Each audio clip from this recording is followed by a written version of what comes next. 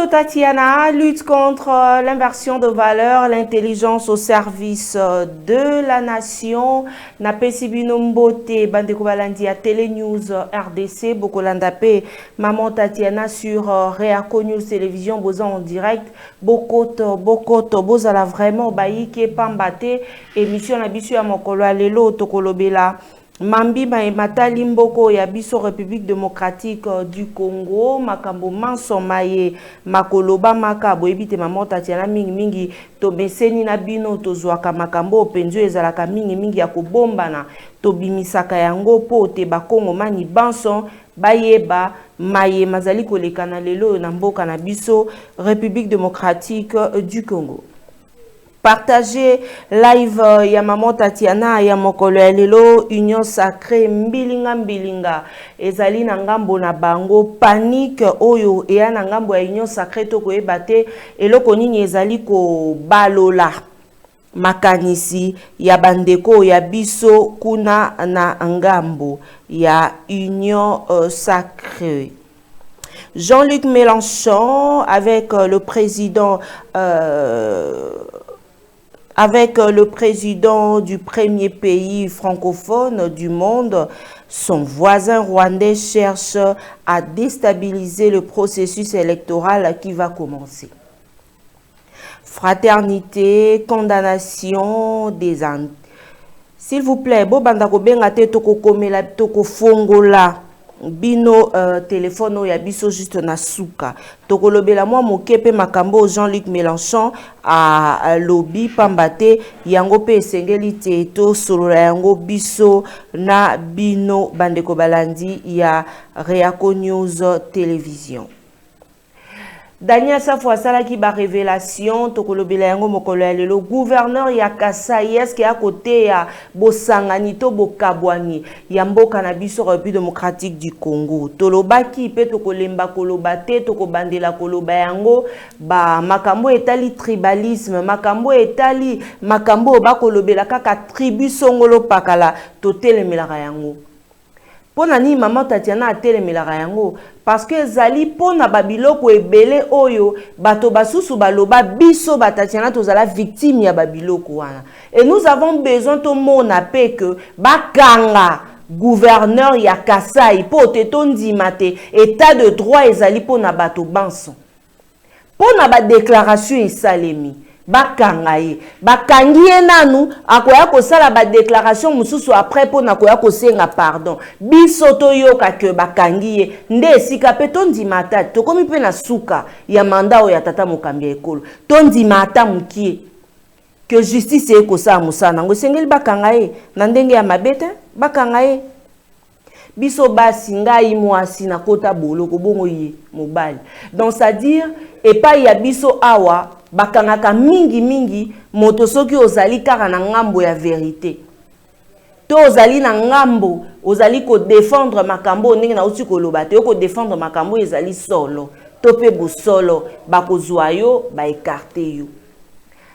Mike Mukeba aujourd'hui na prison ya Makala yekuta salaki ba déclaration o wana ndeko na biso gouverneur ya Kasai asalite mais azana boloko bakangaka kote nyonso po tondimaka ke ezosalema kaka pona ba opposante ezosalema kaka pona batu oyo bazali kotelemela pouvoir ya tata mokambi ya ekolo te ezala pona biso nyonso bayoki pe ke déclaration songolo pakala esalemaki epa ya mutu kingani bakangi pe mutu wana ata za mutu ya union sacrée azala mutu ya union sacrée azala mutu ya union sacrée te bango nyonso wana esengeli ke bakangaka bango Mopandi sango Stanis Boujakera to ebate bapimelaki ye encore une fois bapimelaki ye kopesa ye liberté provisoire pambate maye oyo etalaki bo sambi ya ye asambaki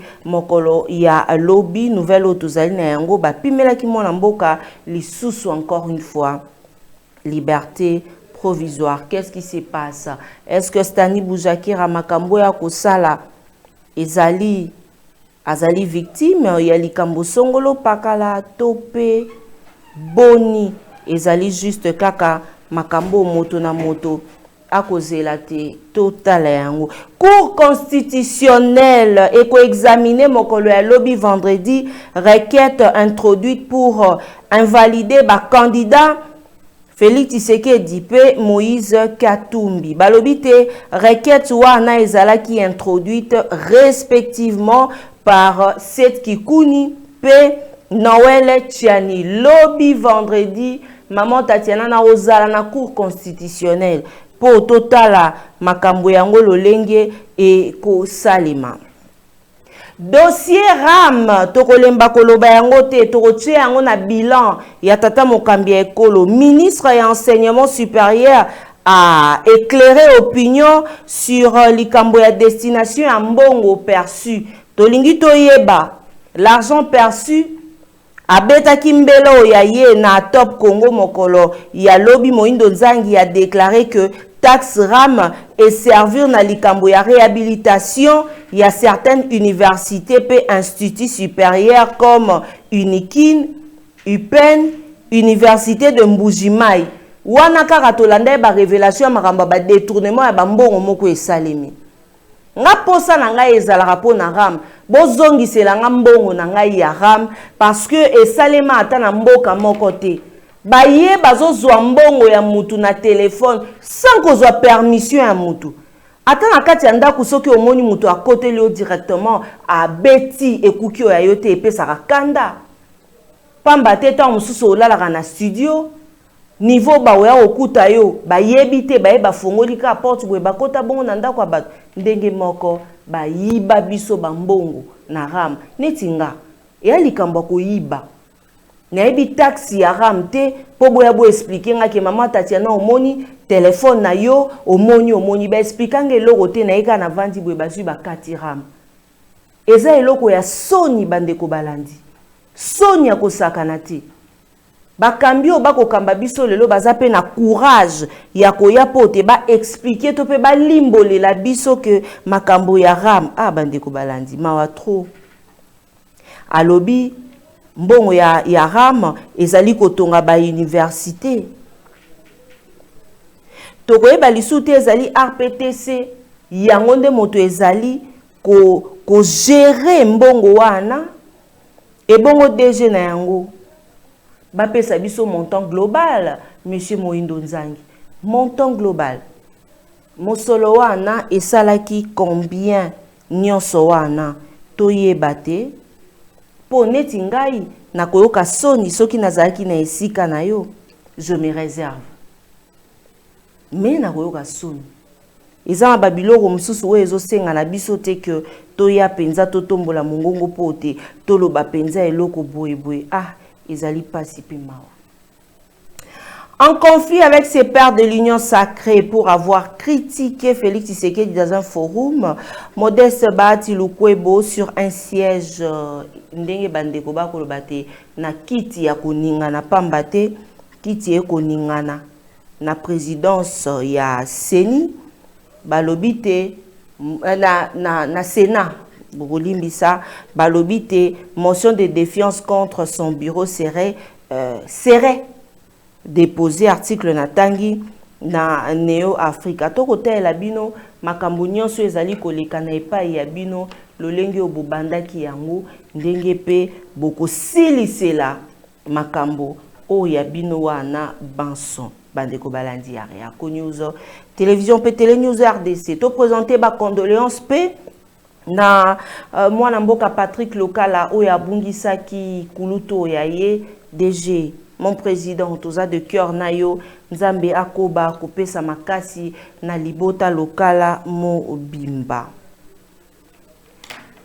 Déclaration ya Bahati Lukwebo esali mbilinga ba misusu balobite maman Tatiana Bahati vient d'être reçue par Katumbi. Mais cellule ya communication ya Bahati Lukwebo balobi que makambo wana nyonso oyo tozomona na réseaux sociaux ezali lokuta na ebite soki malobo tokotala biso mibale ta mosusu moto mosusu nde akoloba yango tolanda yango on se retrouve juste après. Voilà. Derrick a signalé bisote bako bongisa mambima na manso. Donc lelo tokoki ko conclure que makambo ezali sur la nationalité ya Moïse Katumbi baati lukwebo akangi liboke yango. Donc basusu pe babenga kinga baike pona koyebisanga mama Tatiana makambo ya nationalité ezali ba débat moko boye o esengeli elimwa to salaka yango lisusu te. Non, vidéo ya baati lukwebo président du Sénat sur Top Congo FM. Bon, ba signalé biso tozana mwana mboka Daniel Safu oyo apesa ki pembela na mambi mai oyo elekana kitango avandaki ya koloba boye sika zalaki sika moko et tout. Tolanda lolenge kanya sombitini makanisho, on se retrouve juste après.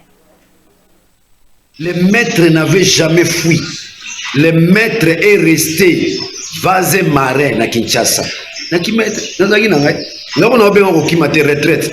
Mais keba il a qu'ici dimension. Mais on est là au moins na baksaba na kimba na loi. Baby joueur loi. Ya 86 fois ba sélectionner l'équipe nationale. Atchaka débit avant centre. L'équipe nationale atchaka débit. Et c'est motona performance des amalam. Débit avant centre équipe nationale. 86 sélectionné 86 fois.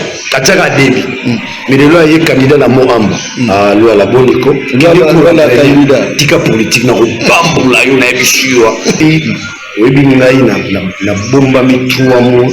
Na tika lo ko Martin Fayulu parce que tangi komo na ngate. Na tika lo ko mutu moko te na lapi. Ngana pasi na yoki Martin Fayulu la consolate. Funa zala nyama to musenzi nena no komisa Martin Fayulu. Tala na lobana émission abike to ko komisa nzuku. Tu retiens les vies. Bonne hôtel à la mission. Et moi, je suis en difficulté. Entre nos opposants, je n'ai entendu aucune déclaration. Mais il y a qui Martin Fayulu le bédanga. Nan barem ba bundia pour la Martin Fayulu. Baye Martin Fayulu. Ça va bisoter. Ça va bisoter. Mais il y a qui d'aller dans un moment Martin Fayulu binon et si que d'aller ça fazali courage. Mais ça fait du bien. On reconnaît les amis n'attend à passer. On comprend la camarade la députée. Mais attention, là c'est un message tribal et bon lié à soutenir. Dans là c'est un message tribal, il faut vérifier. J'ai dénoncé le tribalisme. Il faut préciser. Il y a ce qu'on appelle la philosophie du langage. Le langage peut être ambigu. Le langage peut être clair. Le langage peut être rationnel. On a spécialisé sa philosophie du langage. Pour comprendre le Daniel Safou, tu dois avoir des nerfs, tu dois avoir de l'intelligentsia. J'ai dénoncé nos candidats. Nous avons candidat na sasuni. Na tenga ba pigeon. Nous sommes dans la politique. Nous sommes bazana ba osana ndenge nous sommes makasi. Balobi ko tu ba député nous sommes ba koisa ministre économie yo bilan zéro. Et ministre économie ba député ba indien ba libanais ba koisa ministre économie. Oh, ba député te. Mais ça ba indien ba libanais na ba preuve nous sommes moment porter na roya na émission na rolakisa yo. Hein? Mais attention, papa ne confie à Zali, à montant puissance, là, du taléquité. Et là, on revient à Sila. Ce que je vais vous dire, c'est que je suis en Toutika. Je vais vous péder, je vais vous bisotou, je vais vous souki. Et qui tire, attaque qui star. Voilà, vous écoutez, voilà, bon wakala. 20 cas, on a bien vieux 20 cas. On va 20 cas. 20 makuta. Un bon ami bendé. Il y a ça, Siri. Non, tu as qu'un bissé dernièrement. Quelle est ma politique à Congo? Donc là, il y a le soir parler, on s'emboie. Keba! Il y a un commune à projet déclin. Keba! Hein? Mon père, on a l'arde. Le lot d'année, ça fallait qu'on a l'arde. Attends, on a 3 mois, on a des consos, on a salaki soye na oya yo mona la l'équipe, on bêta la machine. Bêta machine 4 ans député na ngana. Les gars, mon père, les gars, mon père, le kuta, il y a des gens qui sont dans la mboka au komisa. Quand tu vois quelqu'un au komisa mutuka, au komisa ndao, c'est que dans sa tête, il n'y a rien. Il y a fallu à komisa kan. Hein? Il y a Soga akumisakari akumisikari waka so sali sortie médiatique wa uto mela diamba olobela ngo te po ni se komela ngo nako lobela mambala te ngana fana lobela diamba so mutamoni ke diamba mutekomisa mayele ou le mal so la meli diamba la lola bilamba na tikali mutakala la bandi ko déjà tandi bon ngasko question na tout na mutamela diamba na mutayiba na za important na libota bon la moi mais la diamba na moi muyibi na c'est important donc diamba la bozelo médiatique wa uto mela diamba olobela ngo te po ni se komela ngo nakolobela mambo wana te nga na fana nobela diamba so moto amoni ke diamba moto ekomisanga mayele oyo ele mbala so nameli diamba na longo. Tozongi na plateau na biso ya Télé News RDC. Merci bandeko bokolandanga pe baike sur Télé News RDC. Merci na ba congolais nyonso ba bokolandanga depuis Londres. Boyeba que je suis de cœur avec vous. Ba bokolandanga nazali vraiment elongo na bino banson. Ndeko Amba Wanzola, shalom mwana mboka Tatiana, Réaco News depuis Londres. Nous vous suivons. Merci beaucoup. Kilemba Diango alobi Safoza Lokuta. Voilà. Pour comprendre Daniel Safou, il faut omela jamba ebele. Wana selon ndeko wana ndenge akomi. Achille te la mbote na yo siko kolanda biso. Safou moko azalaka na bomotoko. Pourquoi kozalaka boy? Ah, bon, wana eza selon yi. Ah, ndeko nanga a masqué même combo na ye, donc ngana tanga ba message ya boyete ba message moko ko sala te et mi mabso na tribalisme et sala boy. Awa epai na ngai biloko wana elekaka te. Tolongwe na dossier wana parce que toyebi ezali po na makambo ba déclaration ya makambo ba tribu koluka ko kabola koluka makambo ebele nde esalaki boko limbisa parce que na kotanga kombo ya Bahati na esika ya koloba kombo Alexis Tambwe Mwamba yende moto apesi ba révélation wana balobi te Bahati bazali ko suspecter yende po na akopusa na pene na docteur Denis Mukwege ndenge ba kolobelela mais cellule ya communication na ye et boy ba démentir ba déclaration wana nyonso et salemi sur mwana mboka Alexis Tambwe Mwamba. Voilà. Sikape tolingi tokota toujours na makambo maye matali mboka na biso yango kande tokolobela gouverneur ya Kasai asali ba révélation moko bandeko na koyoka la soni ya na mawa ya koyoka ba déclaration ya boye en tout cas nazo tout na même bakoma ba gouverneur ndenge nini. C'est juste une question. Bakoma ba gouverneur ndenge nini. Natang article opo na wanande toko comprendre mbela wana malamu. Il faut laisser Moïse Katumbi se présenter à l'élection présidentielle, dit sur RFI l'ancien président du Sénat et ex-garde de Sceaux Alexis Tambwe Mwamba. Il affirme lui avoir octroyé, dans le respect de normes, selon lui, un certificat de nationalité qui n'a jamais été annulé. Il faut éviter d'embrasser le pays en seriant ceux qui veulent se présenter. Longtemps réservé, ses proches de Joseph Kabila dénoncent l'hypocrisie sur cette question de nationalité. Le débat est dépassé au regard du comportement des dirigeants actuels. Wana ezali selon Alexis Tambwe Mwamba nde alobeli mambiwana Derek Lukeba Kataye pesa biso bilili Jojo Komingo, je suis de cœur avec vous Nami Kandeke pesa biso élément. République démocratique du Congo ou à moins de 2 mois de l'échéance présidentielle. Alexis Tambwe Mwamba referme le débat sur la nationalité de l'opposant Moïse Katumbi. L'ex-président du Sénat, ex-ministre de la Justice sous Joseph Kabila également, assure dans une interview exclusive accordée à RFI avoir délivré un certificat de nationalité congolaise au candidat au scrutin du 20 décembre prochain. Un certificat jamais annulé, dit-il, pour Alexis Tambwe Mwamba. C'est un faux débat. Il est au micro de Pascal Moulégois.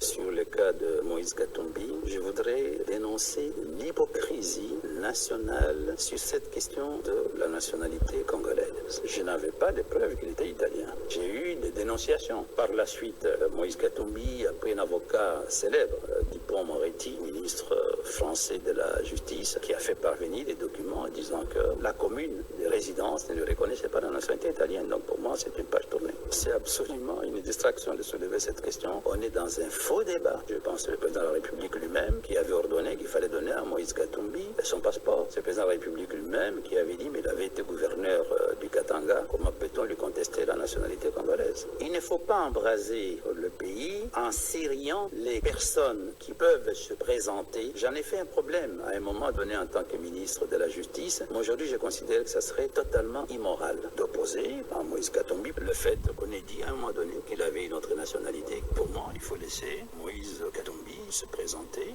Les propos d'Alexis Tambwe Mwamba, la Cour constitutionnelle congolaise doit encore statuer sur les 24 candidatures validées par la commission électorale pour le premier tour de la présidentielle qui aura lieu donc le 20 décembre.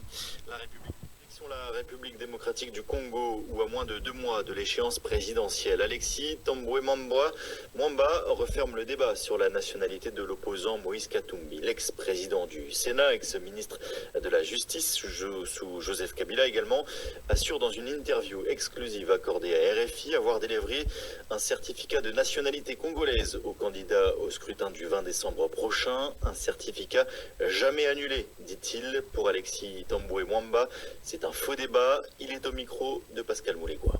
Sur le cas de Moïse Katumbi, je voudrais dénoncer l'hypocrisie nationale sur cette question de la nationalité congolaise. Je n'avais pas de preuves qu'il était italien. J'ai eu des dénonciations. Par la suite, Moïse Katumbi a pris un avocat célèbre, Dupond-Moretti, ministre français de la Justice, qui a fait parvenir des documents en disant que la commune de résidence ne lui reconnaissait pas la nationalité italienne. Donc pour moi, c'est une page tournée. C'est absolument une distraction de soulever cette question. On est dans un faux débat. Je pense que le président de la République lui-même qui avait ordonné qu'il fallait donner à Moïse Katumbi son passeport. C'est le président de la République lui-même qui avait dit, mais il avait été gouverneur du Katanga, comment peut-on lui contester la nationalité congolaise? Il ne faut pas embraser le pays en sériant les personnes qui peuvent se présenter. J'en ai fait un problème à un moment donné en tant que ministre de la Justice. Mais aujourd'hui, je considère que ça serait totalement immoral d'opposer à Moïse Katumbi le fait qu'on ait dit à un moment donné qu'il avait une autre nationalité. Pour moi, il faut laisser Moïse Katumbi se présenter. Les propos d'Alexis Tambwe Mwamba, la Cour constitutionnelle congolaise doit encore statuer sur les 24 candidatures validées par la commission électorale pour le premier tour de la présidentielle qui aura lieu donc le 20 décembre. Voilà. Tozongi na plateau na biso mbilinga ndeko moko akomi alobi mama Tatiana débat ya mambima ematali nationalité ezali makambo moko boye tokoki ko landela yango mingi te ezali ba faux débat selon ye ndenge apeseli makanisi yango. Alexis Tambwe Mwamba balobi te tango bango bazaki na pouvoir Katumbi azaki na exil lokola nani tango ya zongi lelo ekomi ndenge nini. Et la question tozali komi tuna pourquoi candidature ya Moïse Katumbi ezali kosala mbilinga na union sacrée. Soki tata mokambi ya ekolo akambi biso malamu, soki président Félix Tshisekedi asali makambo nyonso malamu, union sacrée, vous avez peur de quoi? De qui? Pourquoi? Balater. Match soki eko beta mailoba India force ezali match kwata boko beta yango bien tina suka tozala kimia. Soki Alexis Tambwe Mwamba alobi boy isengeli te botika pona komona bato bako bangisa mingi ezali wana mbilinga ezali makasi autour ya bamakamba ko kangela kaka Moïse Katumbi na likambo ya nationalité. Maman Tatiana azali congolais te boye donc totika moto na moto azala wana bandeko balandi. Ah merci azala wana bandeko na biso pe a fondation Grâce Mbongi na oyamba bango likambo ya ko maternité ofele na bandaka ko yamba bango soki esengeli na zongsi ya no ba video ya kala bokumona yango bozui projet ya bato bakolo projet bo associer bango na kati ya projet te ezali soni nazo sabino vérité eza soni projet soki ezali ya yote esengeli kotika bakolo projet bake na projet na bango ndenge moko pe Alain Bolodjo azalaka na projet na emoko oyo pe bayiba ekendaka raboy. Donc bandeko na biso ya Fondation Grâce Mbongi na oyamba bango awa po ezali projet ya bango ya likambo ya maternité ofele ezali ya bango. 11 requêtes en contestation des candidatures à la présidentielle. Les audiences publiques devant la Cour constitutionnelle et kobanda mokolo ya lobby oyo ezali mbela nazwaki yango epai ya mwana mboka Nico Maengele atindela kingai yango tukozonga wana pote to solola na bino. Mopanzi sango Stanis Bujakera azalaki mokolo ya lobby oboso bwa bazuze pote asamba na mambio bakangela ye nini bako senga ba liberté provisoire bako pesa yete mwana mboka asali nini ezali eloko moko ebota mina simato ebombami balobi te ezali na dossier ya makambo oyo ebimaka na ebisaki bino yango kasi na lingi tolanda juste extrait na yango après tozela bino mwana mboka Délice Sanga ensemble avec vous tolanda.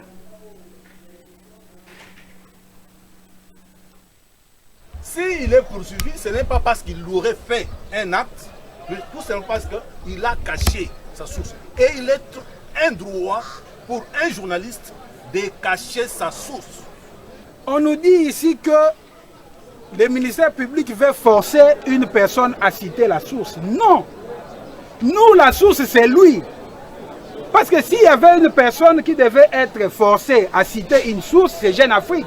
Le ministère public, près le tribunal de grande instance de Kinshasa-Gombe, poursuit le prévenu Stanis Bujakera, directeur de publication adjoint à Actualité.cd et correspondant de Jeune Afrique et Reuters, pour falsification des sceaux de l'État, propagation de faux bruits et transmission des messages erronés et contraires à la loi.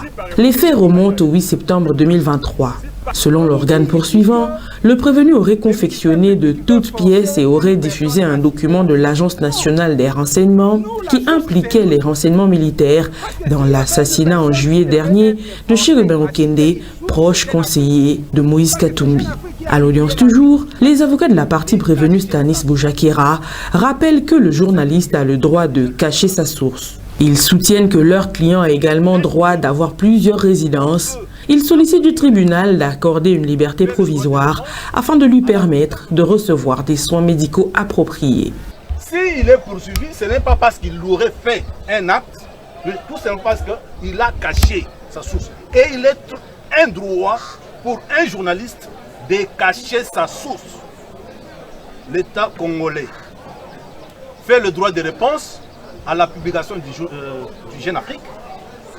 Ça veut dire que ce sont des faits journalistiques et en même temps tirés à la suite du droit de réponse des infractions. Nous disons non. Et donc, il n'y a pas indice sérieux de culpabilité. Quant aux adresses, le ministère public peut se calmer.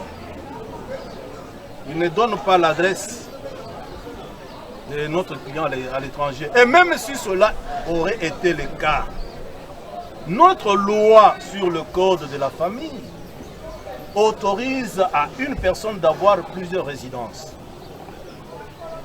La question de savoir si l'on demande la main levée ou la liberté provisoire. Le confrère, après avoir dit la main levée, s'est rabattu parce que le vocable il le maîtrise très bien. Il est revenu sur la liberté. Quand il conclut, il a conclu sur la liberté provisoire. Il vous plaira, en utilisant les arguments que nous vous avons donnés, en considérant l'état carcéral de notre pays, son état de santé, qui peut sortir de ce pays aujourd'hui sans que la DGM ne l'interpelle? Et nous vous disons que la personne qui se trouve devant vous n'est pas régulièrement en détention, d'autant plus que le ministère public devait avoir un peu de modestie. Les avocats de la partie prévenue soutiennent que la détention de leurs clients est irrégulière, au motif que le ministère public n'a pas pourvu à la citation à prévenu. Ils demandent au tribunal d'ordonner la liberté provisoire de leurs clients. Est régulièrement en détention. Et nous vous disons que la personne qui se trouve devant vous n'est pas régulièrement en détention, d'autant plus que le ministère public devait avoir un peu de modestie, lui qui n'a pas pourvu à la citation à prévenu. Lui qui nous dit qu'il est prêt à plaider alors qu'il n'a pas pourvu à la citation à prévenu. Donc le confrère, je dis le confrère, notre client est censé en quelque sorte ne pas être au courant qu'il y a une audience en ce jour. Nous était la vigilance de ses avocats, monsieur le Président. Donc vous êtes d'abord juge de la vérification de la régularité de la détention, monsieur le Président. Et en cela, le ministère public ne va pas nous dire qu'il détient ou qu'il fait détenir notre client régulièrement en détention. Il sait qu'il avait demandé un prolongement de la détention par devant le tribunal de paix, que cela a été confirmé au niveau de l'appel. Les 15 jours sont déjà épuisés. Nous sommes à plus de 20 jours. Le ministère public doit avoir un peu de modestie. Parce que nous sommes opposés à lui en tant que parti. On arrive à la liberté provisoire que si la détention est régulière. Dans les cas d'espèce, M. le Président, la détention n'est pas régulière. Pièce gisant au dossier faisant foi. Alors, M. le Président, donc si nous avons dit que si par impossible, comme Aïe allait dire, Maître Mouchizi, si par impossible la détention, vous estimez qu'elle était régulière, mais encore que, il faudrait que vous nous en fassiez une démonstration motivée. Si cette détention n'est pas régulière et est régulière pour vous, nous vous demandons, sur base des éléments qui ont été présentés par les confrères, à ce que vous puissiez, comment dirais-je, lever, vous puissiez ordonner plutôt la liberté provisoire, monsieur le Président. Nous sommes partis des indices pour aboutir aux preuves. Nous ne sommes plus au niveau des indices. Le ministère public affirme qu'il s'agit ici des preuves pour démasquer un faussaire. Il soutient que le prévenu Stanis Boujakera aurait déclaré n'avoir jamais publié l'article dont on l'accuse. L'organe de la loi demande au tribunal de rejeter le moyen soulevé par la partie prévenue. Nous sommes partis des indices pour aboutir aux preuves. Nous ne sommes plus au niveau des indices. Je vais le répéter, nous sommes au niveau des preuves. Nous parlons d'une histoire de droits et de réponse, nous disons non. Nous ne sommes pas en matière de poursuite d'un journaliste, mais nous sommes en train de poursuivre un fausseur. C'est ça le qualificatif approprié. On nous dit ici que le ministère public veut forcer une personne à citer la source. Non. Nous, la source, c'est lui. Parce que s'il y avait une personne qui devait être forcée à citer une source, c'est Jeune Afrique. Parce que c'est Jeune Afrique qui a publié l'article. Je comprends peut-être que M. Boujakera n'a pas bien lu ses propres procès-verbaux. Mais c'est lui-même qui nous a dit qu'il n'a jamais publié un article. Nous avons dit, nous le répétons, nous sommes prêts à en découdre même aujourd'hui avec M. Boujakera. Et que votre tribunal puisse trancher, vous allez rejeter ces moyens parce que on dit que le ministère public a identifié par rapport à la résidence. Mais nous pouvons même aller au-delà de dire que M. Boujakera, son domicile se trouve à l'étranger. Parce qu'au départ, c'est lui qui a déclaré, qui a donné l'adresse de Kinshasa. Mais investigation faite, famille et enfants vivent aux États-Unis. Même certains éléments de preuve que nous avons eu besoin se trouvent aux États-Unis. Vous avez suivi vos conseils qui sollicitent le tribunal votre liberté provisoire. Le tribunal rejette la demande de liberté provisoire sollicitée par les avocats de la partie prévenue et accorde la part.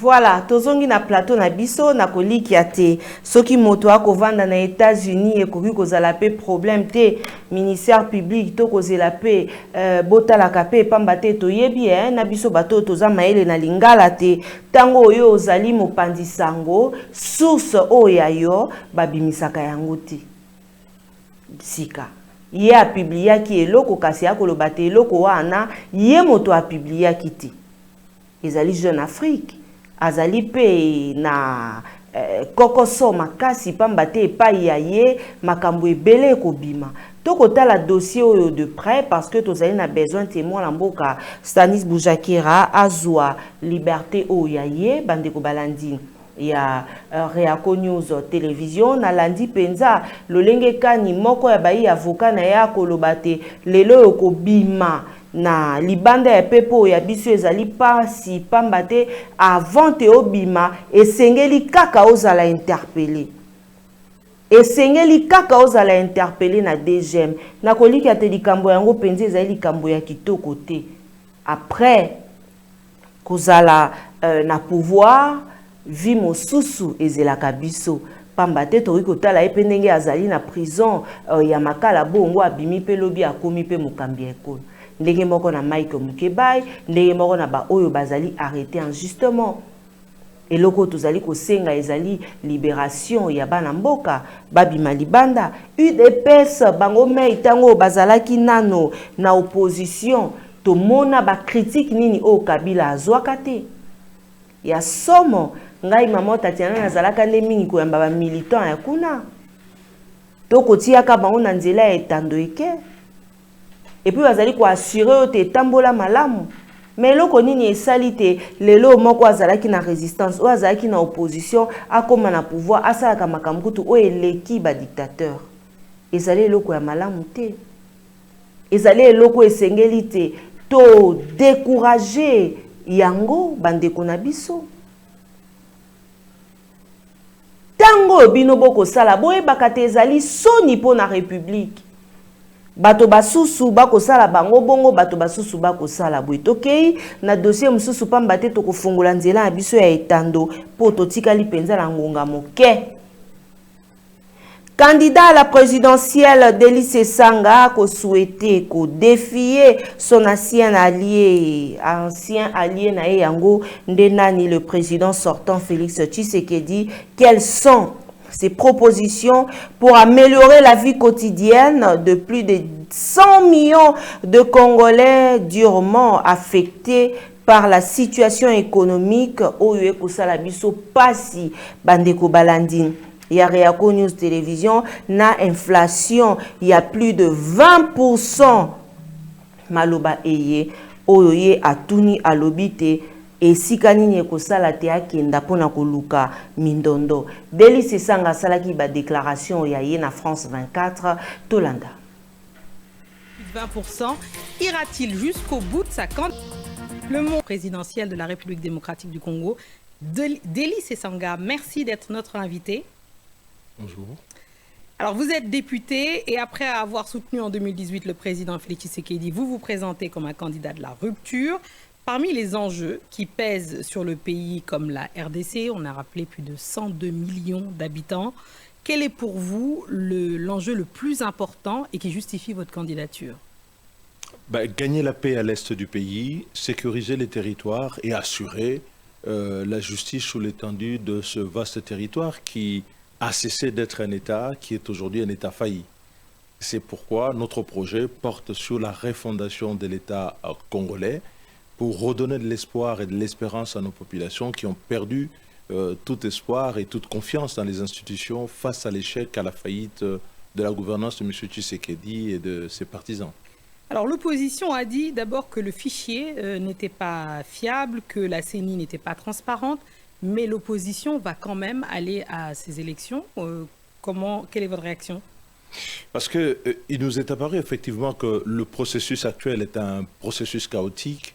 Les institutions qui organisent ces élections sont des institutions qui fonctionnent à marge de la loi, que ce soit la CENI ou la Cour constitutionnelle. Nous avons lancé plusieurs opérations, dont l'opération Télémé la fraude électorale, mais il nous est apparu que face à la misère et aux souhaits des nombreux Congolais de voir redresser la situation, on ne pouvait pas se payer le luxe de laisser M. Tshisekedi gouverner ce pays à nouveau pour 5 ans par un boycott passif qui serait un couloir qui lui serait offert. Donc pour nous, la mobilisation de la population est l'antidote à ces cabales de fraude montées par le pouvoir en place. Alors justement, précisément, vous l'avez dit, pour battre Tshisekedi, le président sortant, il y a 23 candidats en face. Est-ce qu'il y a des discussions, par exemple, pour avoir une candidature unique de l'opposition pour augmenter les chances de victoire? Je voudrais d'abord préciser une chose. La candidature commune est une des mesures pour endiguer la fraude et non pas pour gagner. Depuis quelques mois, je sillonne l'ensemble de nos provinces et je vois que notre peuple a besoin de changement et souhaiterait que M. Tshisekedi parte du pouvoir. Par conséquent, cette idéologie qui ramène à chaque fois la candidature commune comme étant la condition nécessaire et essentielle à la victoire n'est pas fondée. Par contre, sur l'idée que l'on puisse avoir un projet commun, et nous en avons un, et j'ai la prétention qu'en fait celui-ci peut rassembler notre peuple, redonner à notre pays les conditions de se reconstruire, redonner la dignité à notre peuple, il est possible. Et aussi... Et ça, ce serait autour de Moïse Katumbi, par exemple? Mais écoutez, vous savez, depuis 60 ans, nous avons fait une erreur dans ce pays, c'est de vouloir se réunir autour des individus pour combattre des individus.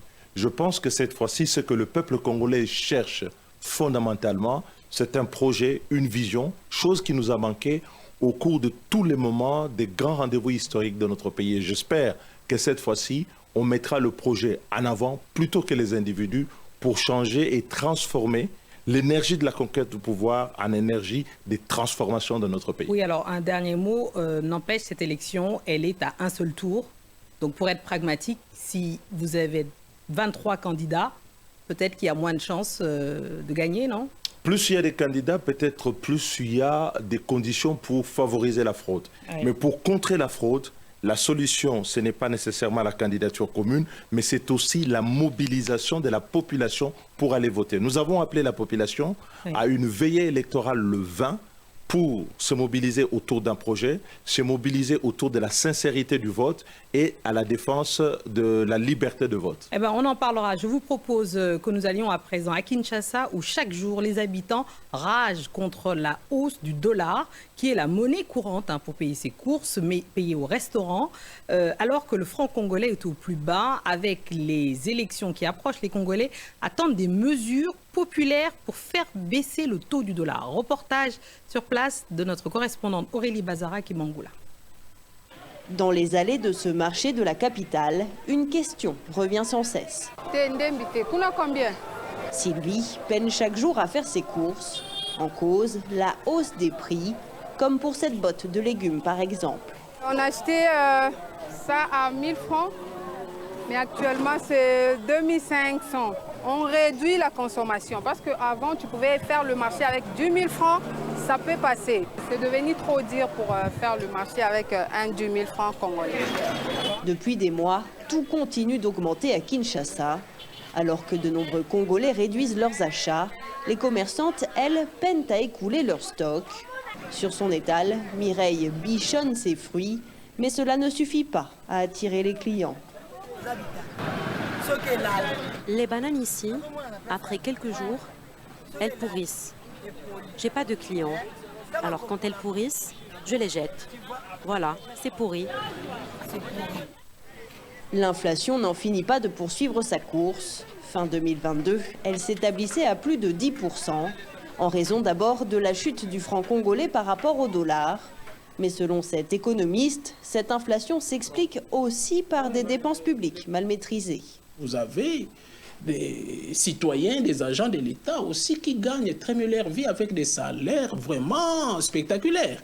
Et ceux qui ont le franc congolais, ceux qui en bénéficient, qu'est-ce qu'ils vont faire?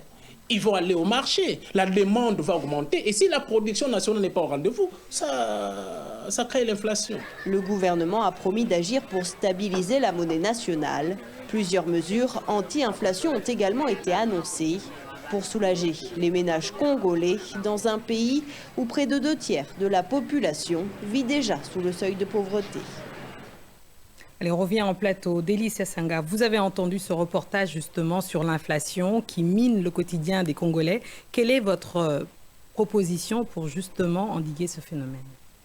Deux principales mesures. D'abord, vous savez, nous avons une économie qui est très extravertie et qui dépend beaucoup de l'extérieur. Dans beaucoup de secteurs pour lesquels notre population consomme les produits, la production nationale n'arrive pas à couvrir nos besoins. Il faudrait donc à la fois diversifier notre économie, permettre aussi à ce que notre économie puisse produire ce que nous consommons. Ça, c'est un premier train de mesures dans l'ordre de la diversification de l'économie. De l'autre côté, il y a la bonne tenue de comptes publics parce qu'en fait, les déficits publics conduisent dans l'inégalité de la répartition des revenus à faire apparaître ce phénomène, alimenter donc l'inflation sur les marchés. Et donc il faut la tenue de la bonne tenue de comptes publics et puis de l'autre côté, diversifier notre économie. Et donc il y a des mesures de réforme qui sont prévues dans le cadre de notre projet pour pouvoir adresser ces problèmes. Alors une dernière petite question avant qu'on se quitte, justement concernant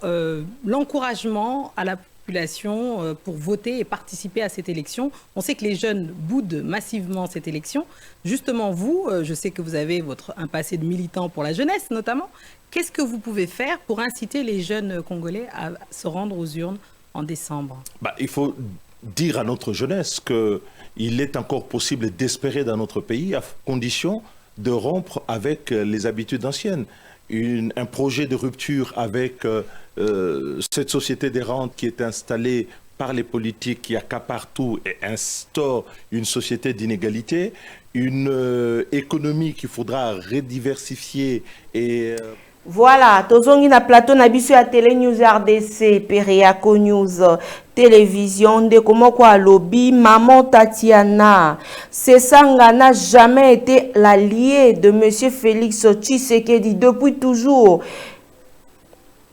Azalaki na Kabila, Aekoko Manaka Tumbi, mais lors de la campagne électorale, Deli Sesanga asalaka nini na 2018. La population du Grand Kassai, bazalaki obligé à voter étant ouye atali bo akendaka kuna. Esengeli te ati ya biso na mbilinga te Maman Tatiana. Basusu balobi, un ancien rebelle akopesa biso toli nini Maman Tatiana. Mais seulement biso awa to kolinga mingi kolobe la réalité.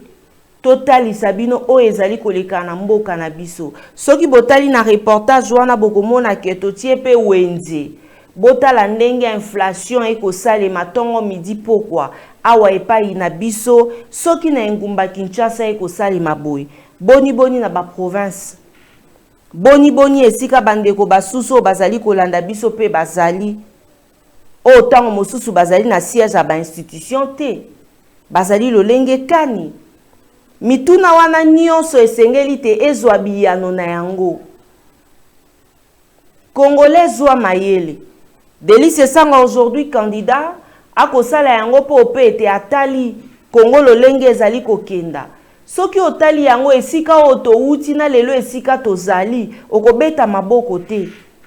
Congolais nyonso akolela pamba te eloko balakaka biso yango basaleli te. Le peuple d'abord, makambo ebele. Tokotiela bino vidéo ya gouverneur ya Kasai juste après vidéo onde tokofongola nzela na biso ya singa. Derrick Lukeba okosunga ja okotisi biso na connexion pona numéro oyo ba Congolais bobenga biso po to solola ensemble na bino. Tolanda vidéo.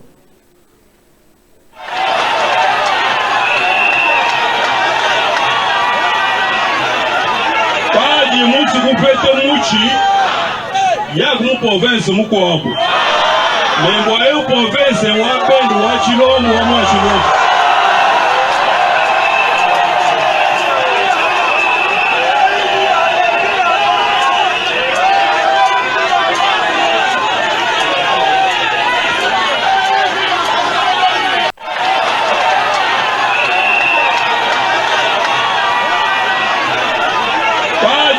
kupete muchi ya mu province mukwabo membo ayo province wa bendo wa Chilombo wa Chilombo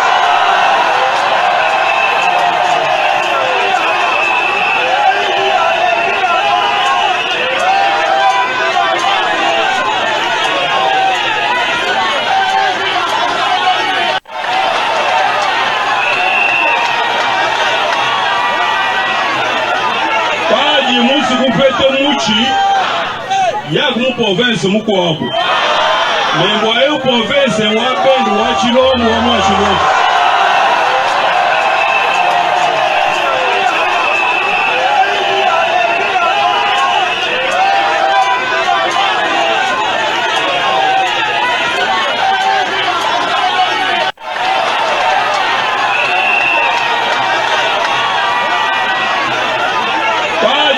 kupete muchi ya mu province mukwabo Mais voyez province moi ben moi chilo moi chilo.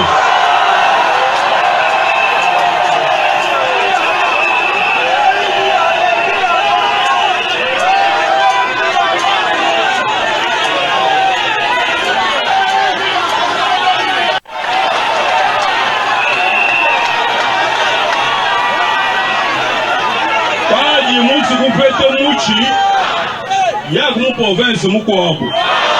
Mais voyez province moi ben moi chilo moi chilo.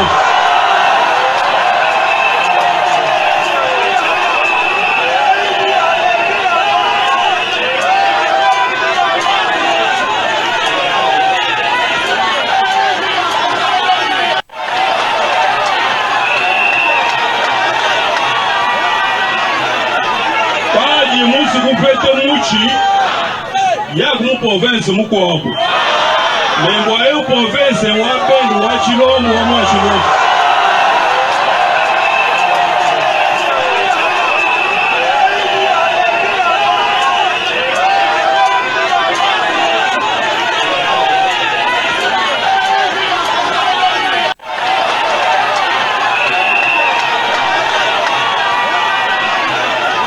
Pas du mousse complète mouchi. Y'a une province moukwabo. Mais voyez province moi ben moi chilo moi chilo.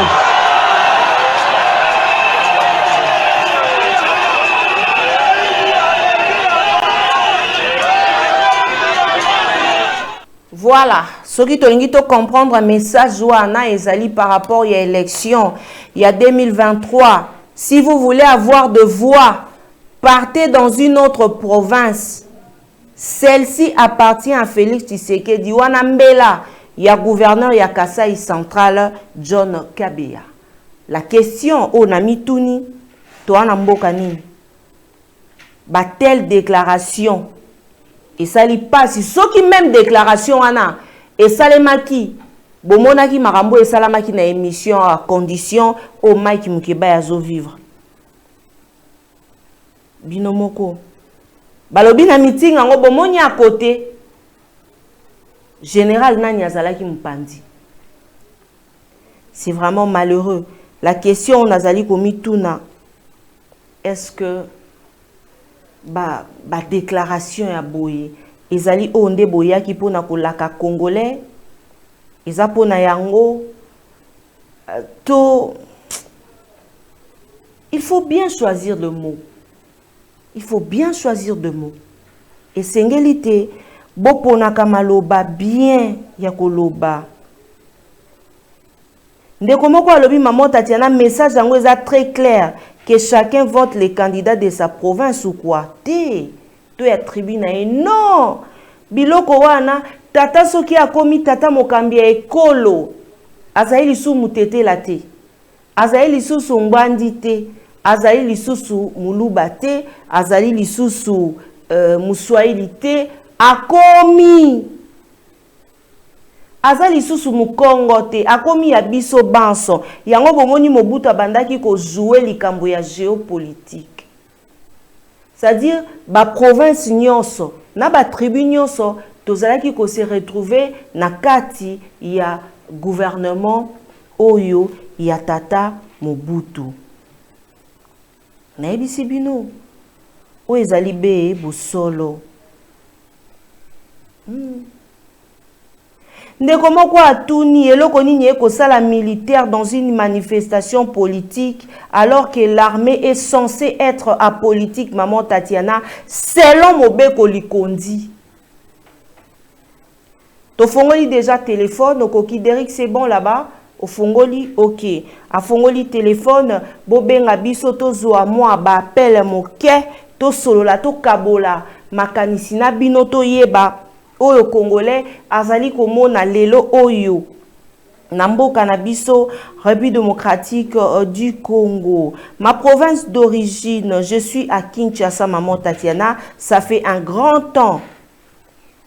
Alors, bokoki kopesa biso bilan ya 5 ans. Il y a mandat. Allons dans les effets, maman Tatiana. Batike la biso, ba discours. Et ndeko moko alobi, ezali discours ya ko éviter. ezali discours ya malamu te.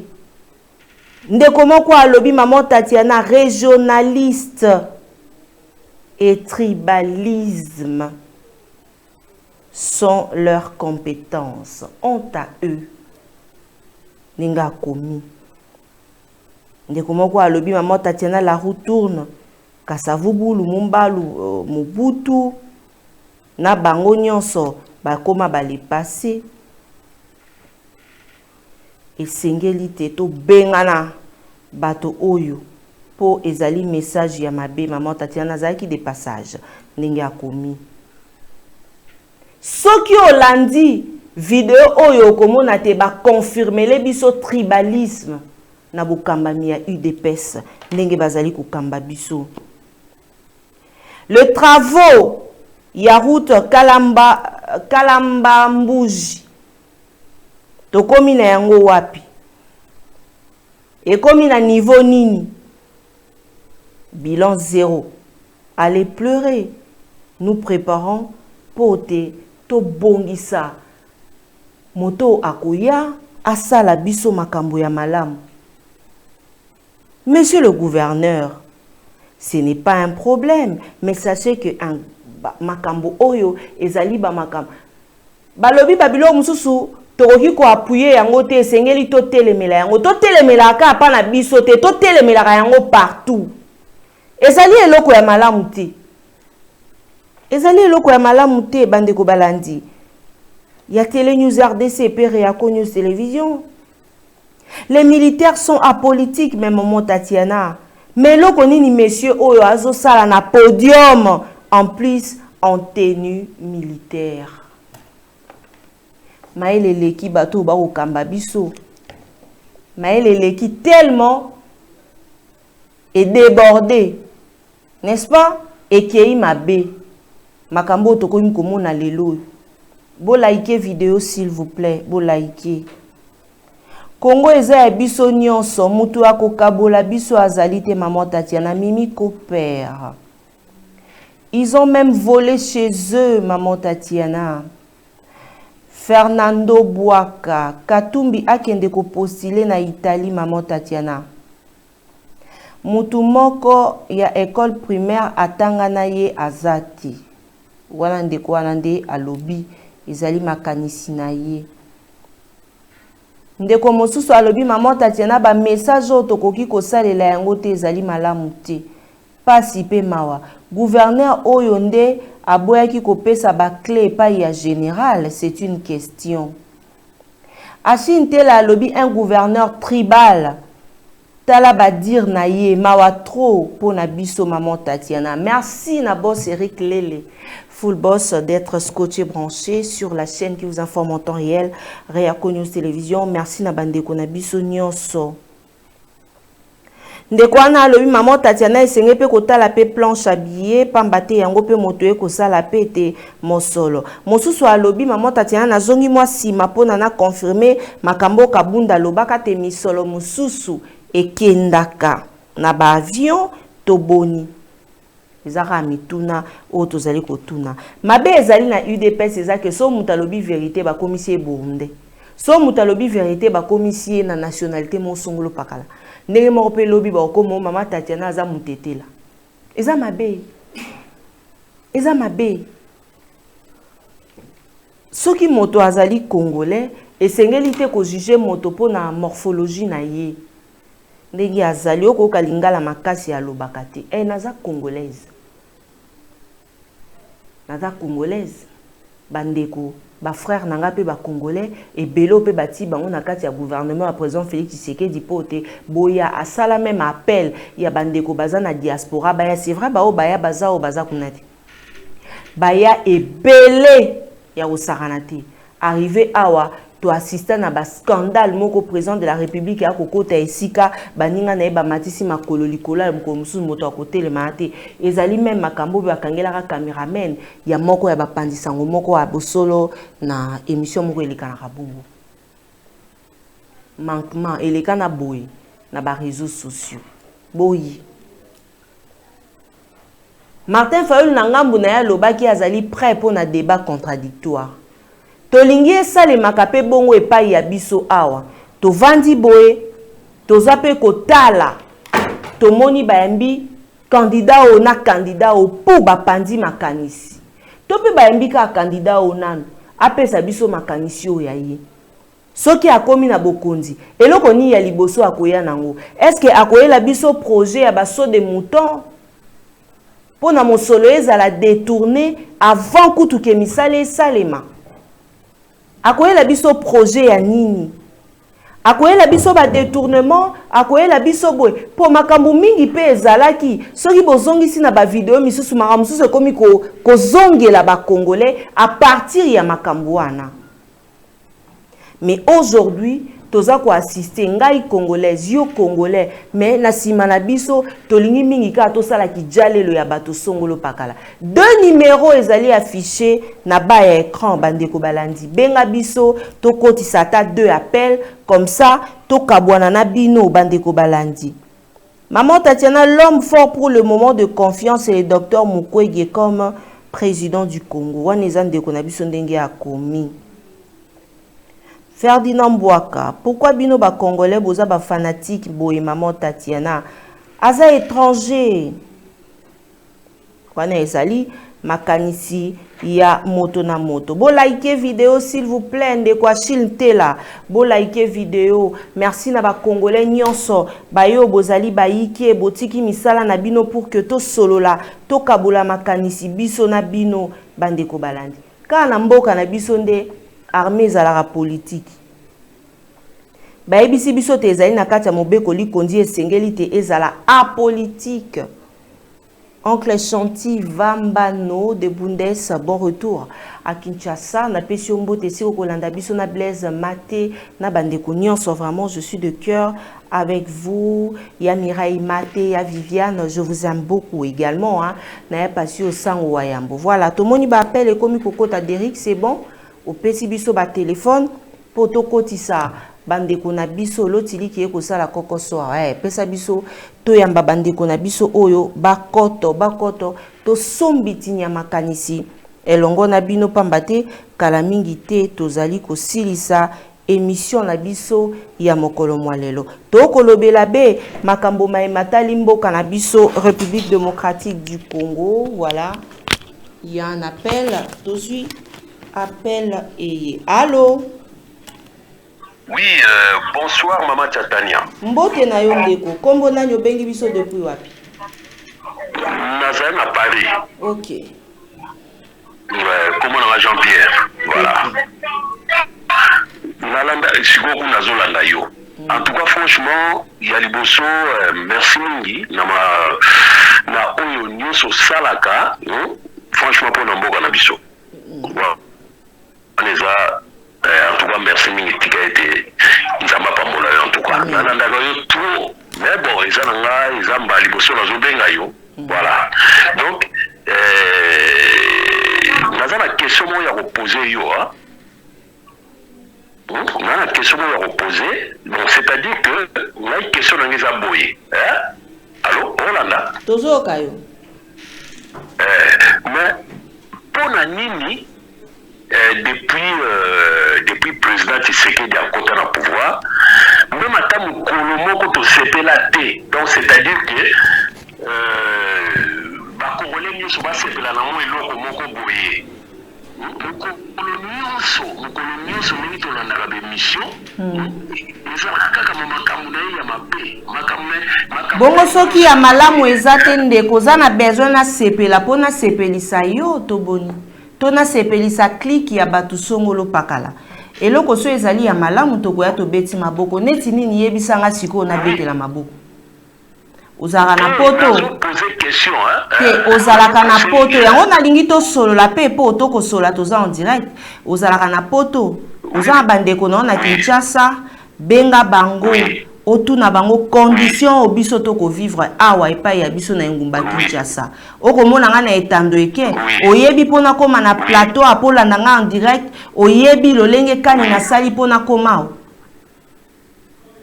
Oyebi toko tambola na ba insécurité siko oyo yebisa biso te toya tobeta maboko maman Tatiana nyonso na landaka non na betelaka gratuité ya enseignement na début maboko mais natali que gratuité enseignement epesi ngai produit ya malamu te yo zaki na besoin na betela neti ram maboko non bazui bayibi ngai mbongo na nga na téléphone bazui yango sans permission yo za na besoin muta boyenga na yana betela batu wana maboko non wana okozela mingi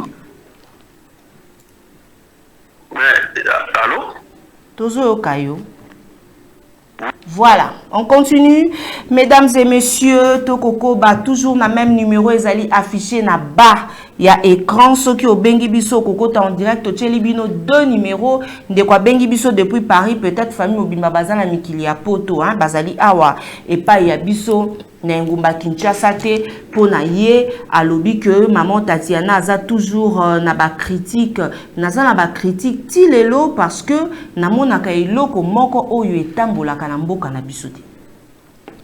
Eliezer azali moko Derrick bongisi la biso vidéo wana Eliezer pour na répondre ndeko bien Eliezer azali moko ya union sacrée malgré qu'il y a bomba na kapo alobaka te bango aser nano batiete mais soko olandi hein ya satakaka plus na bato wana alobaka makambo tata mukambi ekolo tendeko ko bouger te pardon bolimbisanga na omona ba appel na bino mais ensemble to répondre ndeko na biso bengi biso depuis na France hein Derrick c'est bon la vidéo ya Eliezer oyo ba détourné.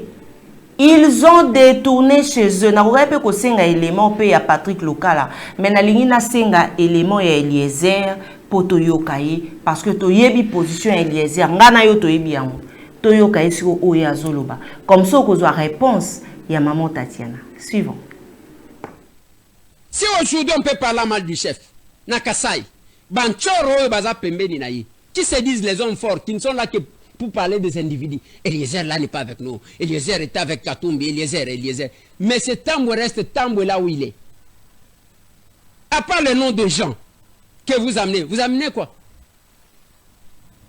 Oh voilà, vous voyez quand on était en Belgique et là-bas, vous voyez quand on était là. Moi villageois, non, ok, en Belgique, il y a quoi ça, il y a Kamouni. Tout ce qu'il y a eu comme projet, j'étais dans le projet à Chitkatend.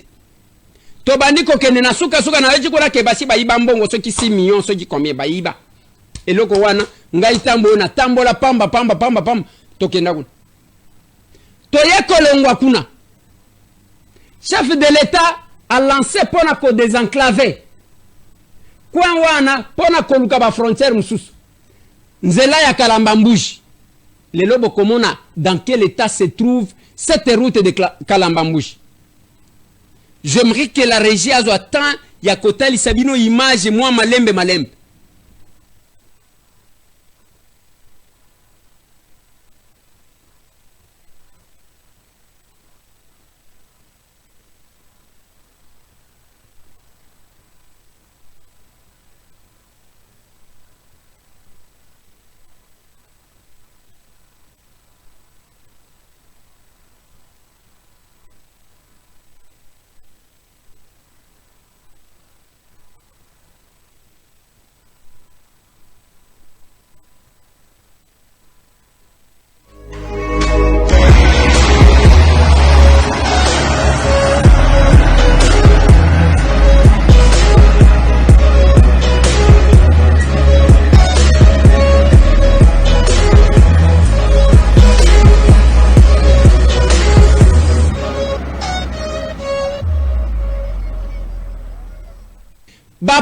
Poto wana bozo mona ezana nzela ya Kalambambuji. Au chef de l'état qui n'a ko lancer ba travaux. Baye awa bazo yemsa chef de l'état non voilà, on a déjà asphalté 140 km ko banda kuna bande konanga lokuta miyibi moko ba commissionnaire au bazana chef de l'état. Basali kaka 3 km et demi nde basali ya terre battue. Papa tselangai les 3 km en terre battue. Yango wan soti botali na papier wana je fais botika nanu na tanga papa tselanga pano wana telema j'ai besoin quand même de lire avec les téléspectateurs ce qui est écrit dans le panneau. Voilà, panneau yango. Balobi, travaux de réhabilitation de la route Kananga-Kalambambouji, longue de 225 km dans la province du Kasaï central. Wana Beseko Moutoua Komikun. Maître d'ouvrage, province du Kasaï oriental, du Kasaï central. Maître d'ouvrage délégué, bureau central de coordination, Beseko, Oezaliao. Bino, Gana habité, Nalobaka ba nomination et belé, Otozomona, Ezaka Congo Bololo Mokozamboka Pesi Tomeli. Gana habité, ce qui est en fonction de quoi? Financement, intervention du gouvernement, contrat, Bakomiwana, surveillance au fil des routes, entreprise, Towa Investiment, Nde Mutu Oyo as entreprise, étude de mission contrôle, Bec architecte, durée 24 mois, Nde Oyo Bapesi. Nazolo Wakuna, il y a encore un autre document Oyo, que j'avais besoin, peut-être que je vais retrouver ça. Dans l'autre document, que je vais peut-être vous donner par la suite, est-ce que c'est celui-là? Non. Bon, voilà. Non, je vais prendre ce rond-point. Voilà. Rond-point wana tselanga rond-point wana ban evanda. Bakomi wana base Binlex vous souhaite la bienvenue. Axe Kalambambouji, Bilomba, des places de Bazobanda na Matanda, je crois, à Bilomba. De Bilomba, ok, Ikuna, Maya, Milaou, ainsi de suite.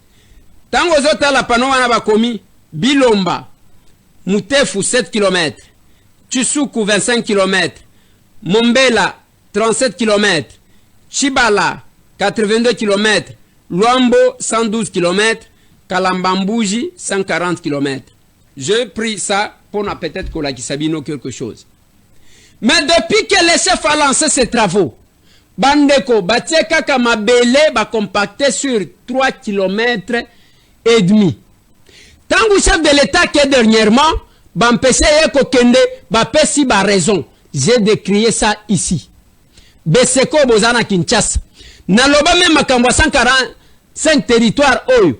Bovandi ana Kinshasa bozo geraka makambu na ba photo. Tinda photo. Bakangelio photo so janda kwa mutu ba tindelio. Voilà 145 territoires. Ainsi de suite. Si les 140 km que vous faites croire au chef de l'État que et c'est Tongami na Kalambambouji zawapi. Bomoni degré ya Kindo Kibosana. Et les commissionnaires prennent le président de la République ba faciliter Kabilo kwa nengwa. Mais ce temps on ne va pas le supporter. Et je n'ai pas aussi besoin que vous puissiez me supporter. Et à News Télévision, Ndeko Mbote Nayo. Oui, Mbote, moi c'est Gaston, je suis à Kindu. Je suis à Kindu, mais je suis l'originaire du site Kivu. Okay. Mais je suis grandi à Kindu, né à Kindu. Okay. Hein? Vous comprenez? L'autre, la moto, na Zolo Baona. Est-ce qu'il y a une souffrance à Congolais? Hein? Comment nous souffrons sur Congo? Lui ne connaît pas. Ah, si vous prenez la route ici, moi je suis à... Allô? Ah, lui en Europe, il se réjouit en Europe là-bas, il fait ses business en Europe, il ne connaît pas ce que nous souffrons ici. L'argent des ramés, hein? L'argent des Covid.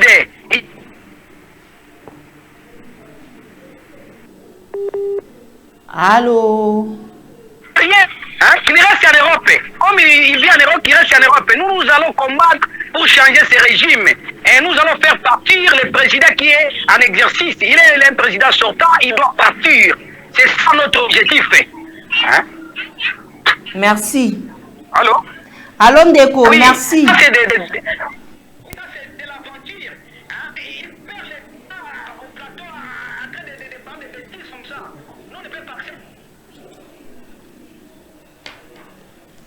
Allô, micro, Anna. Pile là, un cadeau. Oui, qui vous paye? Personne ne vous paye pas. C'est pour l'intérêt des Congolais. Qui vous paye l'argent? Vous êtes des journalistes non payés. Qui vous paye l'argent? Ah, vous défendez le pays. Vous défendez le peuple congolais. C'est pour notre intérêt. Tu ne peux pas dire des bêtises comme ça. Ça m'a fait fâcher. fâché. Je me souviens en direct, ça m'a fait fâcher. Hein? Merci Ndeko. Matondo Mingi. Voilà. C'est tout ce que moi je voulais dire. Merci Ndeko. Et puis sous appel Ndeko Baza Ebele Toloba Mukie Mukie. Allô? Oui, allô? Mbote na yo.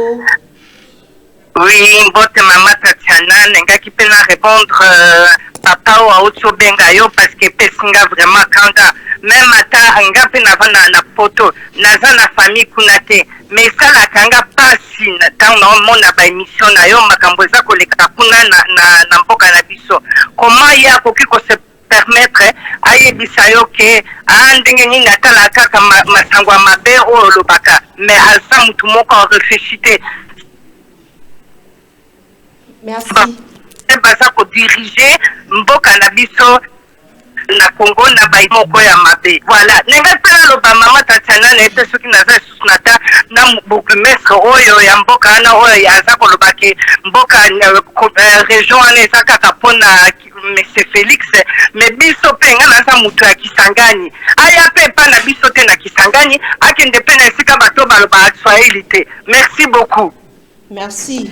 Matondo Mingi, soki topesi yo tante yo loba to loba moke po bapele kokota vraiment ebele. Maman Pierrette, mbote na yo. Mbote mama Tatiana Nzambe apambola yo. Amen.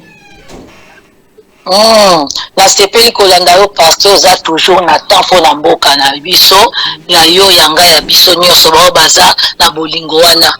O balingi mboka ekende liboso. Mama Tatiana, yango tata oyo lobi wana. Ayebi ayoka te bakanga ko kenda na aner. Ayebi yango te. Yebi saina. Paso yo mona kyoza ina mwana bazo kisa na poto bakoko zoe mukolo wana mwana. Baki batie na kasho. On biso bakongole toza mis tozo mona te toza mato tozo kate ndenge ndeko elezer wana uti koloba mais elezer alobi wa nomination msia ba nomination ya Congo bololo mais to komela ngo pe kona bango na biso komela tant ba mona mabe balinga bat baloba te bamela ngo kaka so ba kotia komela te batongola parce que Congo olympique sa malade ebili aba sala ngo on eza kosaka na peuple mboka ba frapper donc gouvernement ba frapper donc kuna soko kelelika moyibi gabale la teke mutakufa le aka ki moyibi pe bazwaka ya mokete ya Mike Mokeba enya ma prison makala Mike Mokeba bi mboka ba bazwaka ba million na ba million nu soko yota ba zwi bazwaka bongo loto ya kotika bango mboka na bango mboka momba ezanga mawe ezanga bolingo po ba mongo ba bakamboka ezanga pitié.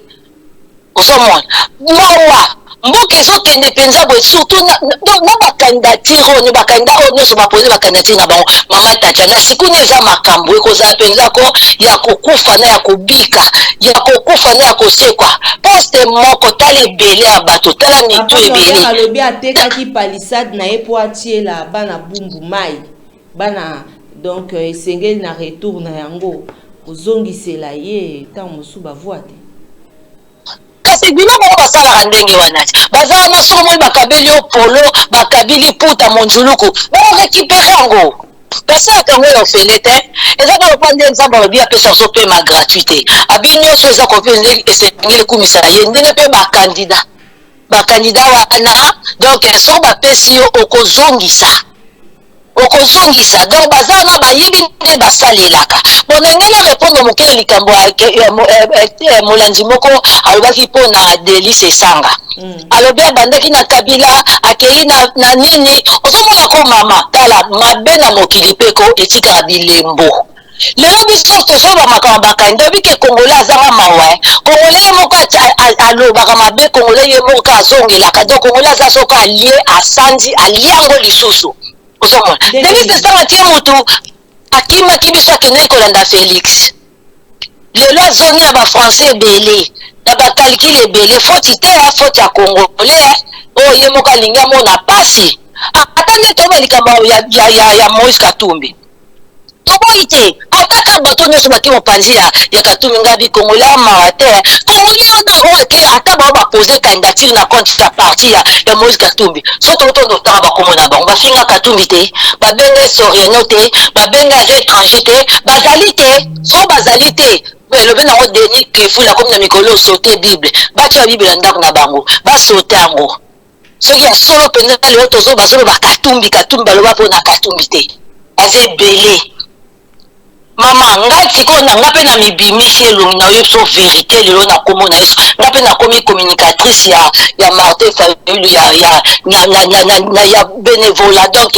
gratuit ya solo donc salango vous comprendre donc to kenda ndenge wana ko bato bazo koloba mingi baniyibi elobi na ngwe les heures afing bongo bandoki abengi bongo baniyibi parce que niyibi tozo mona baluvunyo likebele bato basalaki mabe bafingi Katumbi bakebo lelo bakoy balobeli ya Katumbi alinga pe ndolobela pona Martin Fayulu matondo mingi maman Pierrette merci na ba Congolais nyonso ba ezalaki baike ya kolanda maman Tatiana mokolo ya lelo esengo penza ezalaki pe mingi na ngambo yanga pote tokabola makanisi biso na bino na mambi matali ekolo ya biso République démocratique du Congo rapidement natanga pe ba message ya bandeko na biso oyo bazali kokomela biso bozali baike maman Tatiana je suis toujours dans la vérité nzela etando allô ndeko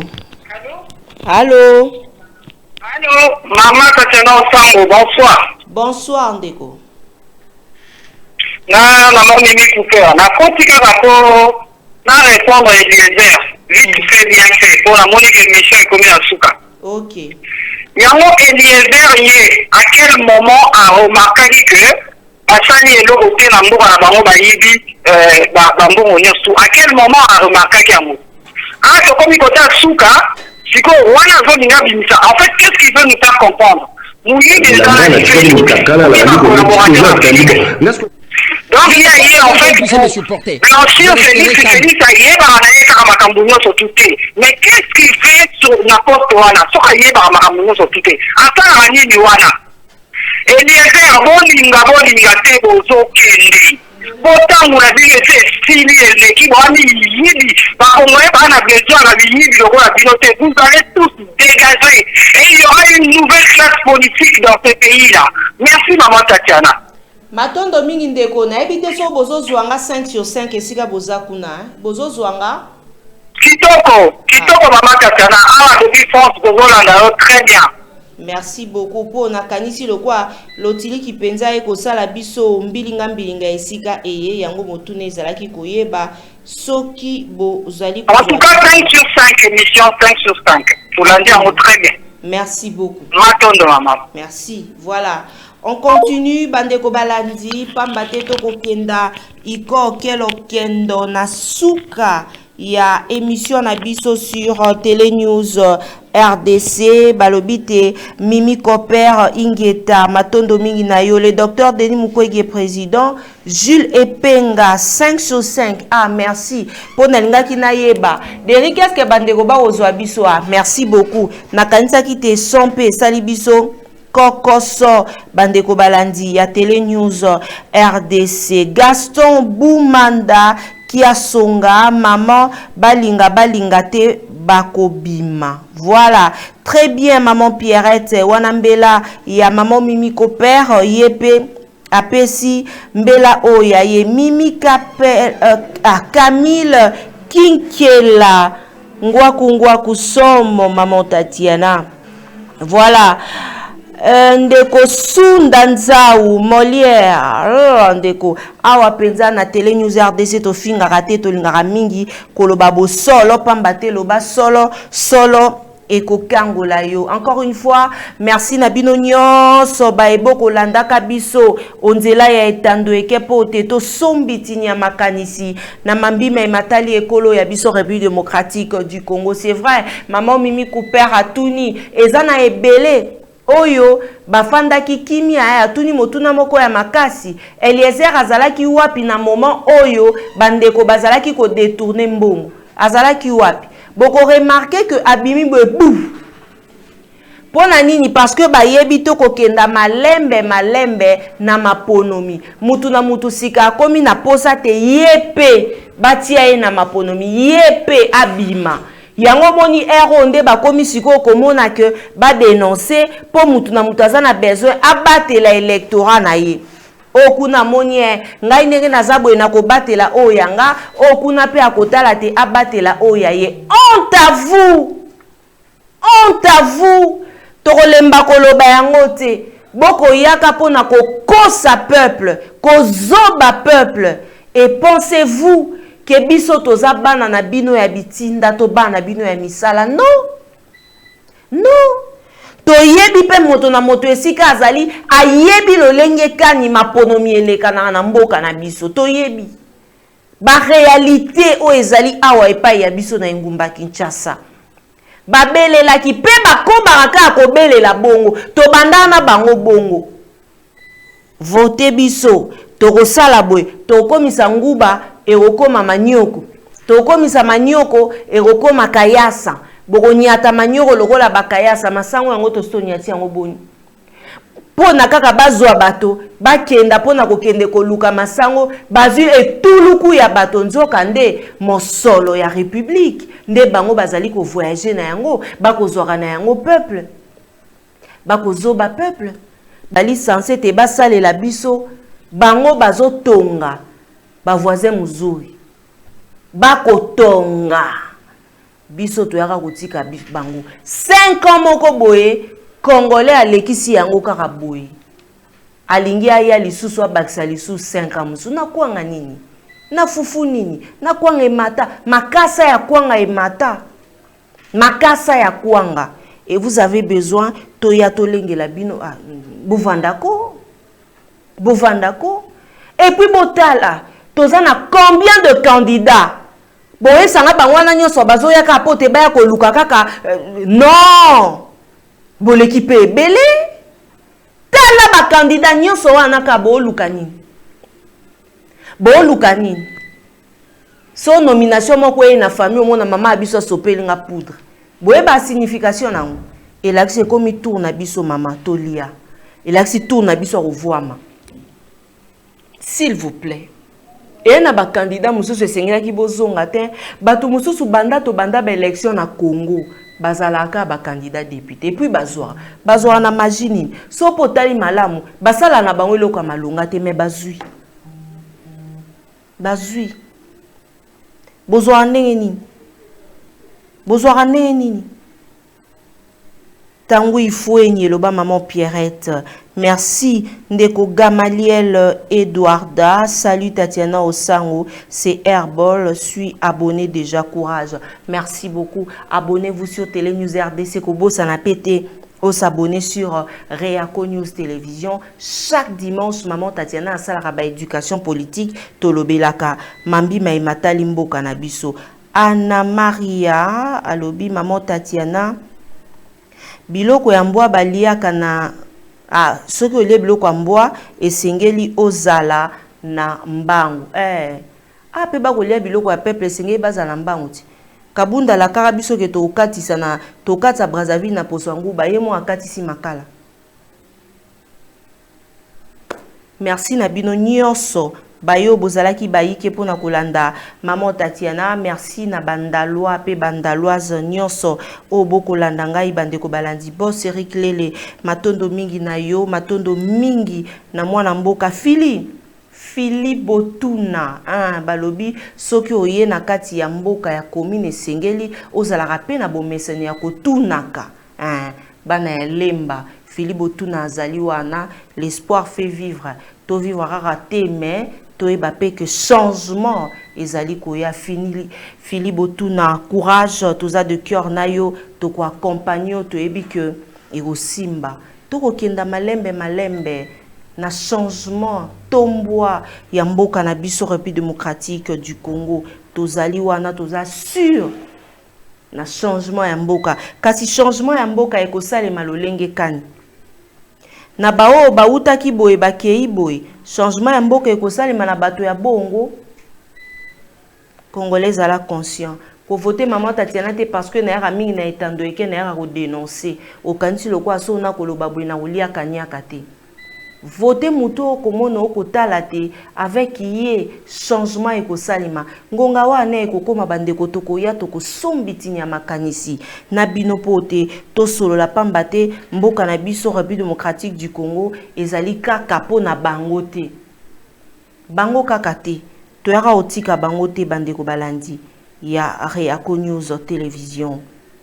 Voilà, lancement officiel, il y a projet à construction, il y a bâtiment, tolobate cinquantenaire, il y a institut Salongo, balobite pose, il y a Pierre déjà Eko Banda, Mokolo, il y a samedi, Oyo, il y a Lobby Awa, le 28 octobre 2023, Nangonga, il y a 10 heures na institut Salongo, il y a Bandalungo, Ozali, moi na institut Salongo, Tanga na institut Salongo, Tope Ozali Ndalwa, Tope Ndalwa, Zolobite obongisa ete le oya yo to zilara gouvernement te biso moko loboko na loboko to bongisa ete lo wana to tonga ba bâtiment insika na sac moko ya ciment kala mingi te na koya kopesa numéro ya compte ensemble la mwana mboka Hippolyte Kimbalanga mwana ya Bandalungu ya solo tokusanga na biso banso Cécile Osango ba ya mimila ifeta ba ya joli mayala sac moko ya sima ya papi mulala azali wana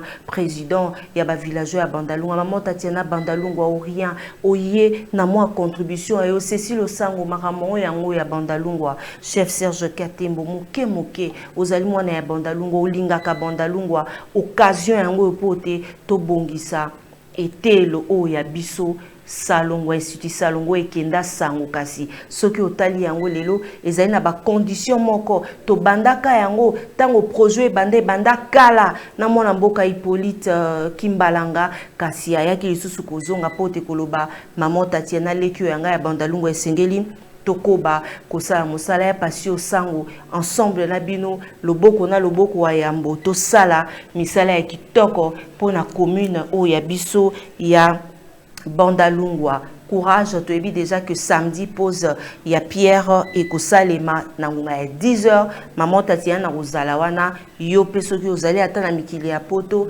okozala awa kozangisa te na 10h biso banson tozala wana baike Bandalungwa Orient tolobite to bongisa tozela kakate tozwali kanisi ya moto na moto abongisa matondo mingi na abino banson joli kusala bozali baike boza wapi bana ya Bandalungwa matondo mingi na ba partenaire nyonso ya maman Tatiana maman Emilie Nzemba ya tous pepele ya mbetolo na tondi obotondi merci akina biso na réalisation mokolo ya lelo Jojo Komingo ingénieur Eric Lokole un grand merci na Mikandeke naza de cœur nabino banson ba congolais nyonso ba ibulanda ki biso awa na ngumba Kinshasa pe libanda boye bate maman Tatiana naza de cœur nabino naza de cœur na ba prisonnier politique ya monsieur Félix Tshisekedi je suis de cœur avec vous bino bayo bo koti na boloko po na likambo moko oyo ezali penza na bosolo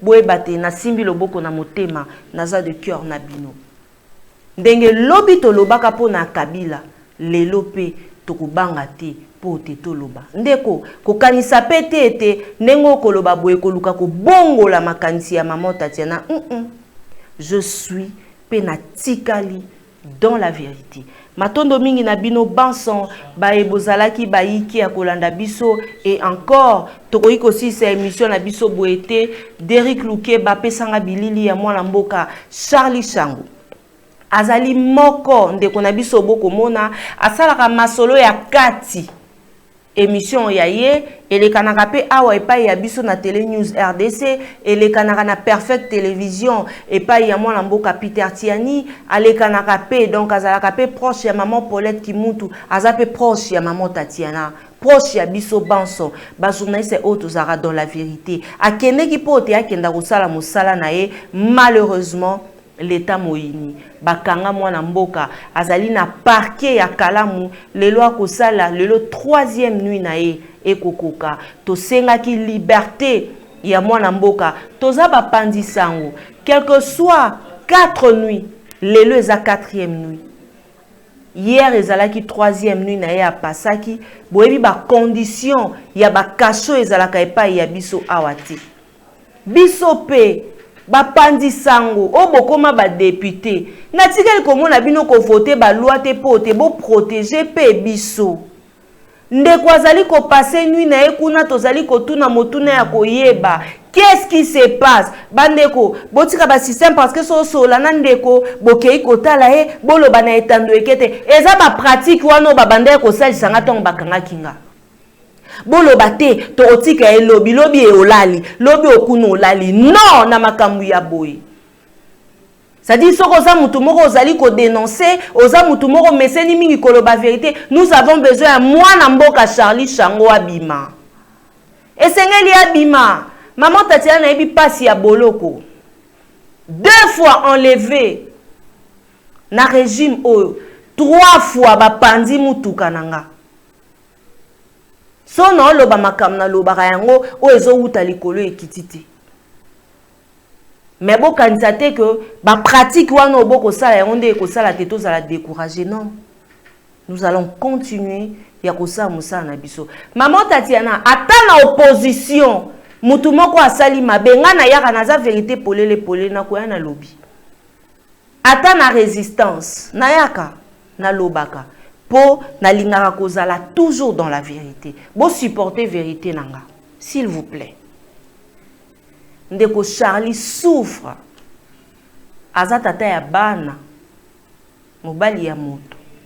Ako souffrir na boloko. Mwana ya bato. Boke la biso mawate etant bomemaka biso. Merci. Naba Congolais, un message na yo Charlie. Courage. Yeba que seul eloko elibéraka mboka ezali lutte. Ko bandeko. Toza de cœur na yo. Kukansate que maman Tatiana atiki yo. Mwana mboka Derrick atiki yo. Te. Toko bunda. To simba na loboko na loboko. Awa na beleli. Bakuluto ya biso pe a presse. To mona kabozalaka motivé. Tango ekomelaka entre bino na bino. E bongo nanya olobela Charlie. Nanya zo lobela Charlie. Nanya zo bunda pour que Charlie abima. Maman Tatiana na kota anga na cour de grand. Soki emeki ayoko lela ti libanda ya mboka. Me pekisi nga ite na soutenir bandeko nanga. Biso toyaka soki baye balobi bwe maman Tatiana tellement naza na vérité libanda ya mboka na kati ya mboka ekolela po kolela na eza vérité. Vérité. Merci na bino banson. Baibozalaki baike ya kolanda maman Tatiana mokolo ya lelo. Merci na Mirayo Sango, merci na ba Congolais nyonso. Baibolanda kabiso matin midi soir, je vous aime beaucoup. Bo s'abonner massivement, bo koba, bo partager ba vidéo ya maman Tatiana, je vous aime. Pena koko ba toujours kolinga bino bo et longo bani encore une fois. Merci.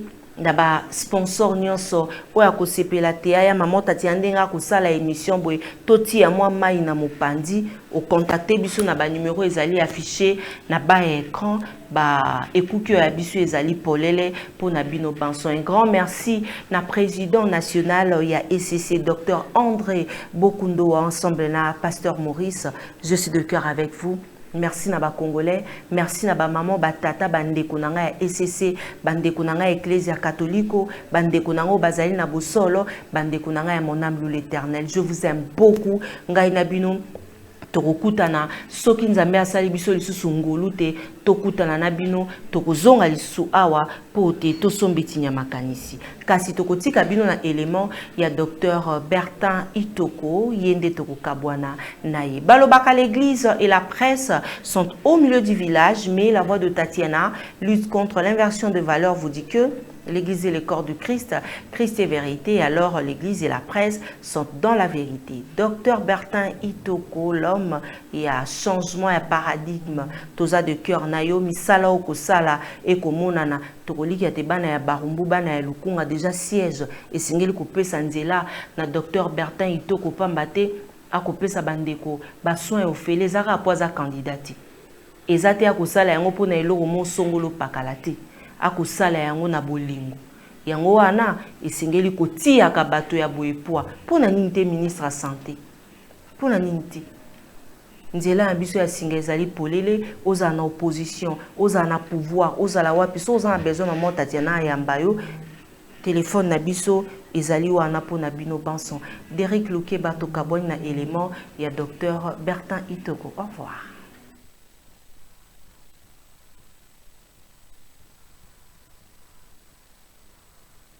National na Lukunga et puis provincial na Barumbu, l'homme du changement de paradigme, spécialiste en santé publique et pathologie infectieuse de la femme enceinte, un médecin propriétaire du centre hospitalier et maternité La Race Bénie, président interfédéral de la POSEM ville-province de Kinshasa, président de la fondation Dr Itoko Bertin. On a 4 axes qui sont création d'une commission parlementaire de suivi évaluation à l'Assemblée nationale et provinciale. Deuxième axe, il y a Dr Bertin Zalibongo Santé, assurer le suivi de la mise en œuvre de la couverture santé universelle, l'utilisation de méthodes contraceptives, de la lutte contre le décès maternel et périnatal. Troisième axe, protection de l'environnement et l'assainissement de la ville. Et puis quatrième et dernier axe, sécurité et suivi de décaissement de fonds alloués au FARDC, police nationale congolaise et services de sécurité pour les équipements matériels roulants, motivation, sécurité sociale et la formation professionnelle. Les Alibongo, aux 4 axes, il y a Dr Itoko Bertin ou Alibongo au candidat na députation nationale pour la compte il y a Lukunga. Et puis na provincial pour la commune il y a Barumbo. Allez, une fois de plus, oui, Malamou, na canal presse Liga Moko, on a le jeudi 19 octobre 2023. Comme nous savons tous, nos Arabons, on a des thématiques,